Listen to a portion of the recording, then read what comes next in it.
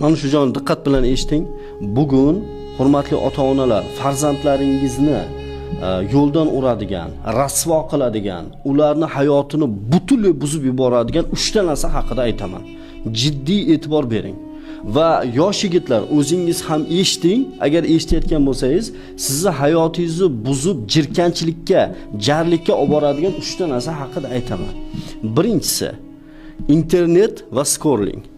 Reelslarni, tinimsiz postlarni ko'rish, ko'rganda ham foydalisi bo'lsa, hop, ammo befoydasi ko'p. Ikkinchisi, narkotik moddalar. Siz bilmaysiz, bolangiz maktab o'quvchisi, mana shu huquqni muhofaza qiluvchi organ xodimlari aytgan, maktab o'quvchisi tabletkaga o'tirib qolgan. Ko'p bunaqalar hozir. Qilib yotibdi.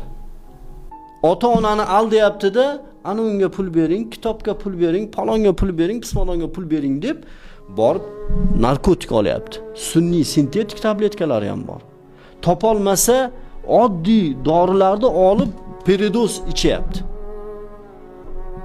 Maktab o'quvchisi spirtnoy ichib yurganlari bor. Maktab o'quvchisini sigaret chakib, qishloq taraflarda nos chakib yurganlari bor. Qayerdan olding desangiz, dadamning cho'ntagidan deydi, akamning cho'ntagidan deydi. Va uchinchisi, farzandingizni hayotini xarob qilib, kerak bo'lsa o'zini osishga olib borayotgan bir nechta bolalar o'zini osib ham tashladi. Bu onlayn qimorlar. Allambalo betlar. Onlayn qimor.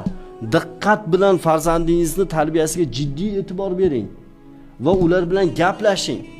Qiz o'g'il deydigan joyi qolmadi Akmal aka. Hammasi onlayn qimorga pul tikyapti, onlayn qimorning orqasidan o'zini osib tashlayapti yo boshqalarning joniga qasd qilyapti.